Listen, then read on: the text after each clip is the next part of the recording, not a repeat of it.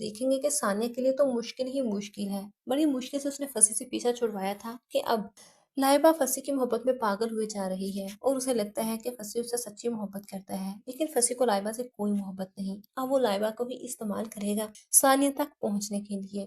ثانیہ کو چاہیے تھا یہاں پر اس نے ضرور کو یہ حقیقت بتا دی تھی کہ شادی سے پہلے وہ کسی کو پسند کرتی تھی، اسے وہ یہ حقیقت بھی بتا دیتی کہ وہ شخص یہی فصیح تھا، تو نہ لائبہ کی زندگی برباد ہوتی نہ ثانیہ کی، اور ضرور بھی ایسے بد کردار دوست سے دور ہو جاتا ہے۔ لیکن اب یہی فصیح ثانیہ کی زندگی برباد کر دے گا، اور ادھر ثانیہ کی وہ احسان فراموش دوست جس نے ہمیشہ ہی پیٹھ پیچھے سے ثانیہ پر وار کیا ہے، اب بھی وہ ثانیہ کو معاف نہیں کرے گی۔